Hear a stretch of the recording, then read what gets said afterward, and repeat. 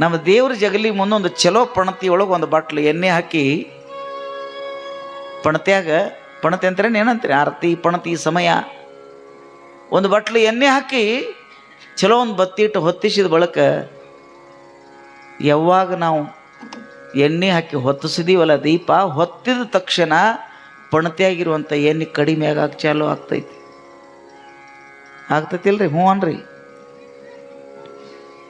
ದೀಪ ಹಚ್ಚಿದ ತಕ್ಷಣ ಪಣತಿಯೊಳಗಿರುವಂಥ ಎಣ್ಣೆ ಕಡಿಮೆ ಆಗಾಕ ಚಾಲು ಆಗ್ತೈತಿ. 4 ತಾಸು ಹೆಚ್ಚು ಉರಿದ್ರು ಸಹಿತ ಎಣ್ಣೆ ಮುಗಿದ ಬಳಿಕ ದೀಪ ಹಾರ್ತೈತಿ.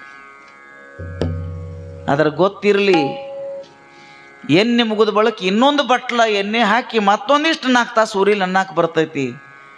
ಆದರೆ ಇದರೊಳಗಿಂದ ಆಯುಷ್ಯ ಅನ್ನೋಂಥ ಎಣ್ಣೆ ಮುಗಿದು ಇಲ್ಲಿ ಒಮ್ಮೆ ದೀಪ ಬೈಲೊಳಗೆ ಬೈಲಾತಂದ್ರೆ ಎಣ್ಣೆ ಹಾಕಿ ಅದನ್ನು ಹೊತ್ಸಾಕ ಬರಂಗಿಲ್ಲ. 9 ದಿನ ಮಾನವ ಮ್ಯಾದ ಬೆಳಕು ವರ್ಷ ಎಲ್ಲೋ ಕಟ್ಟಿಟ್ಟು ಮುಂದಿನ ಸಲ ಬರ್ತೈತೆ ಅಂತ ಎಲ್ಲೋ ಇಡ್ತಾರ ಅದನ್ನು. ಆದರೆ ಇದರೊಳಗಿನ ದೀಪ ರೀ ಪಣತ್ ಖಾಲಿ ಆದ ಬಳಿಕ ಊರವರೆಗೆ ಹೋಗಿ ಮಣ್ಣಾಗ ಮುಚ್ಚರೆ ಬರ್ತಾರೋ, ಬೆಂಕಿಯಾಗ ಸುಟ್ಟು ಬೂದಿರೆ ತೊಗೊಂಡು ಹೋಗಿ ಹೊಳಿಗೆ ಚೆಲ್ಲಿ ಬರ್ತಾರೆ ಜೀವನದಲ್ಲೇ.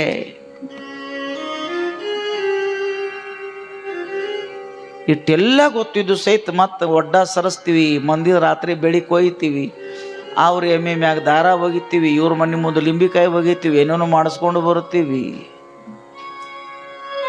ಭೂಮಿಗತೆ ಸೂರ್ಯ ಚಂದ್ರಗತೆ ಸಾವಿರಾರು ಕೋಟಿ ವರ್ಷ ಬದುಕರಿ ಏನು ಮಾಡ್ತಿದ್ವಿ ಗೊತ್ತಿಲ್ಲ.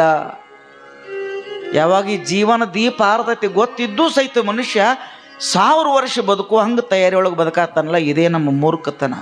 ಮಾಡಬಾರ್ದಂತಲ್ಲ, ಇರಬಾರ್ದಂತಲ್ಲ, ಆದರೆ 100 ವರ್ಷ ಆನಂದವಾಗಿ ಮನುಷ್ಯ ಬದುಕಬೇಕು. ಸುತ್ತಮುತ್ತಿನ ಸಮಾಜ ಕೆಡಿಸಬಾರ್ದು, ಕೈ ಕೆಡಿಸ್ಕೋಬಾರ್ದು, ಮನಸ್ಸು ಕೆಡಿಸಬಾರ್ದು, ನಮ್ಮಿಂದ ಇನ್ನೊಬ್ರು ಕೆಟ್ಟಾಗಿರಬಾರ್ದು.